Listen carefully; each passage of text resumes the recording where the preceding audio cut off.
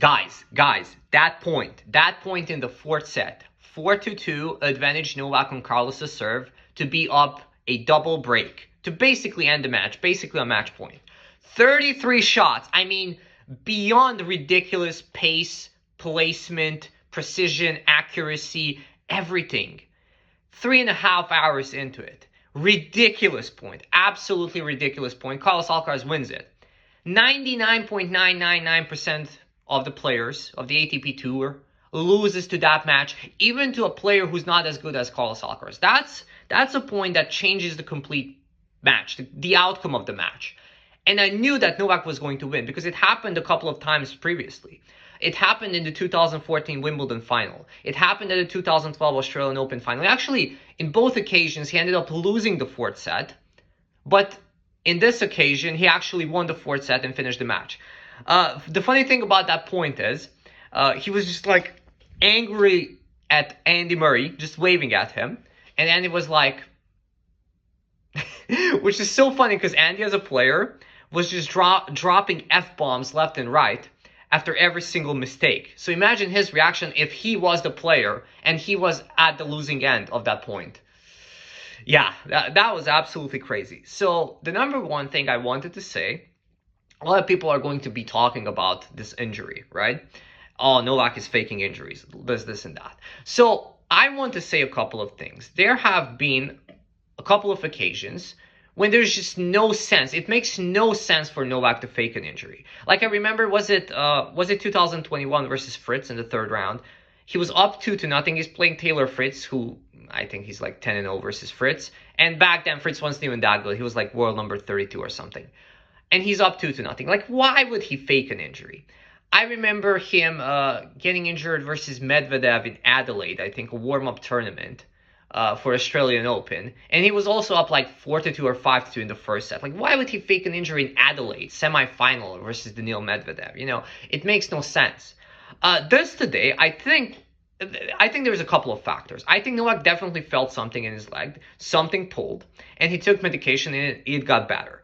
We have evidence that Novak can play extraordinarily well when it comes to playing under medication. He beat Cerundolo with a torn meniscus, and he was doing ridiculous volleys. I mean, remember that split versus Cerundolo late in the, was it fourth or fifth set? I don't remember, actually. You're like, there is no way that guy has a torn meniscus. And he had to withdraw from the tournament, and he had a surgery. So Novak can definitely play extraordinarily well when taking medication. The other thing is that I think some players, I think Federer, for example, when he gets hurt, when he feels something, he's not as, what's the word I'm looking for, theatric. He's just not going to show anything. He's not going to give up anything to his opponent. I think Nadal is kind of 50-50. Sometimes he gives up more, sometimes he gives up less. But Nadal has also shown that he's perfectly capable of basically winning a tournament on one leg. And when it comes to Novak, I think when he feels pain, he's going to do a couple of things. Like, he's going to actually let people know that there is something wrong. And then there are going to be certain situations, for example, in the middle of the second set, when he got rebroken, I think it was 3-0 and then 3-3. Carlos was serving, and Novak was having difficulty when it comes to moving to his forehand. And it was like 30-0, I think, in the 7 games, something like that. And Carlos hits like a forehand. It wasn't even close to the line. It was inside the court. But Novak basically pulls up. And I think in certain spots, when the game is lost on the opponent's serve, when it's 40-15, 40-0, 30-0, something like that, Novak tends to save himself, tends to not give 100% because he, A, understands that it's unnecessary, there is more to lose than to gain, and B, is not 100% what is he allowed to do with his body. So I think when he pulls up like that, in the mind of the opposing player, in the mind of the crowd, in the mind of the audience, in the mind of everybody, basically, you're like, that guy's done. Like, I think against Cerundolo, the same thing happened. He was pulling up when he was moving to, I don't know, was it left or right? But he was actually just saving himself for the key points. And he was not trying to spend himself that much. Now, Can you consider that to be mind games? Maybe. Do I think that he actually does it purposely? I don't think so. I think that's just him being him. Like, he's just smart with it. He's just going to pull up when it doesn't matter.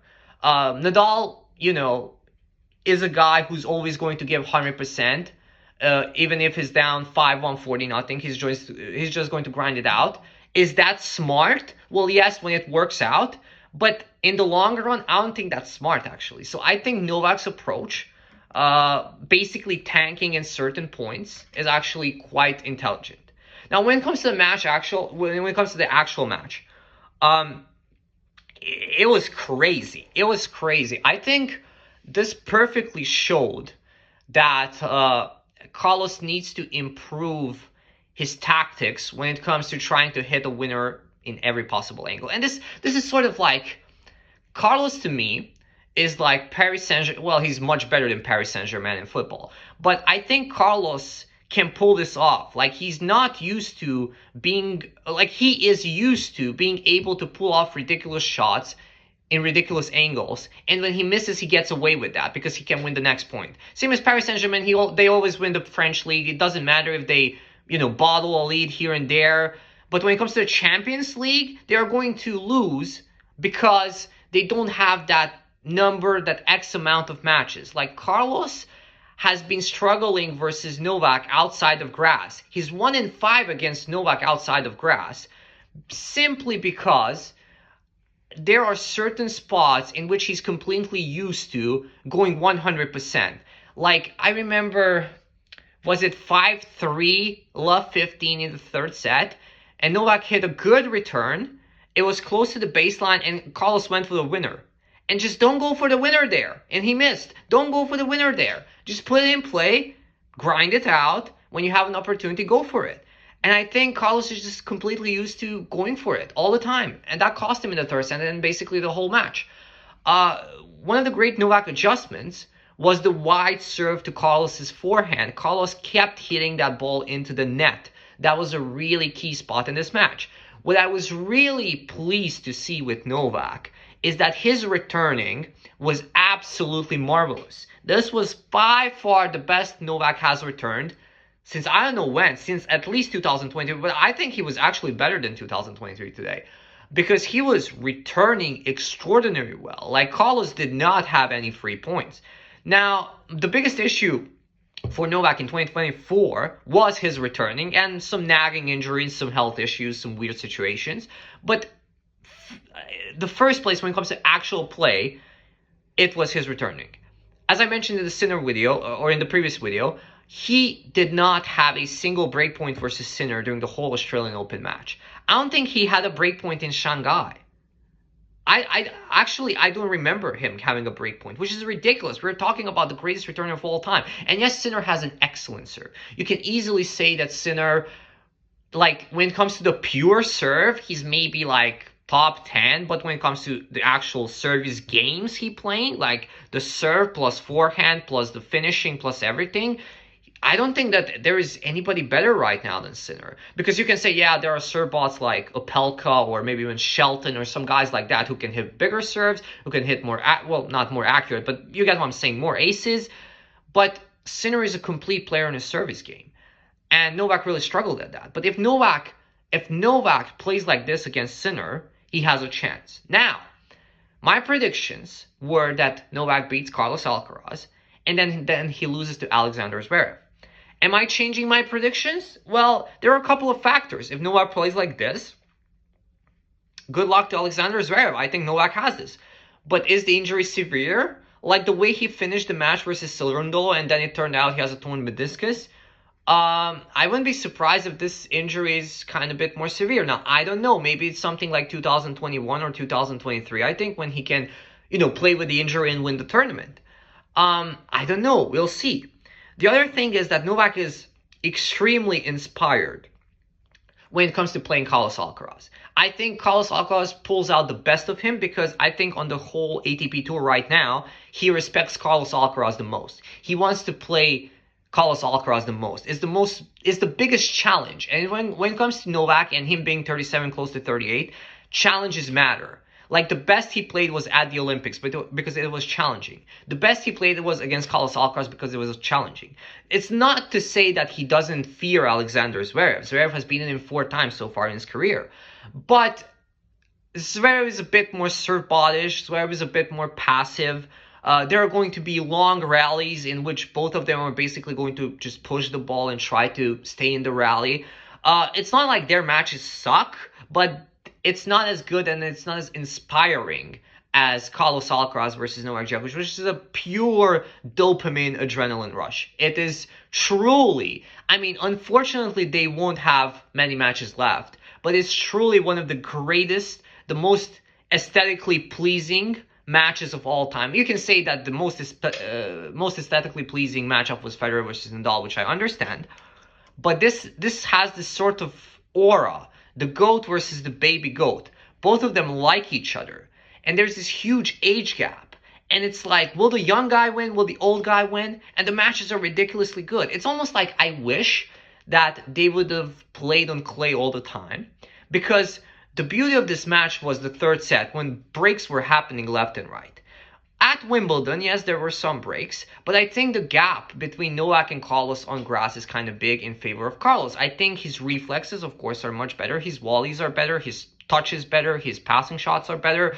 And he's just better on grass right now. I think on hard court, I think Novak is just better. It is his playground. He's a 10-time Australian Open champion. He's the greatest hardcore player of all time. Carlos has won US Open and not even a semifinal at Australia. It is his weakest surface. But when it comes to clay, I mean, you can do everything there. You can play powerful shots. You can play moon balls. The serving doesn't really matter that much. I mean, clay is when I would watch Novak versus Carlos Alcaraz for 6 hours in a French Open final. And unfortunately, this was only a quarterfinal.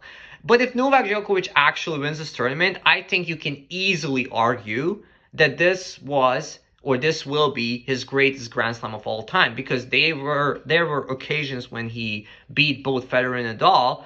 But this is Sinner, Alcaraz, and Zverev, the top 3 guys in the world right now. Much younger than him, the world #1, the future, the baby GOAT, and Alexander Zverev, who keeps getting better and better and better, and nobody really wants to play him. So if he wins it, this is going to be absolutely epic. Am I changing my predictions? I don't know. It's kind of stupid for me to change, but I'm much more confident in Novak right now than I was 24 hours ago. So thank you very much for listening, and see you in 2 days.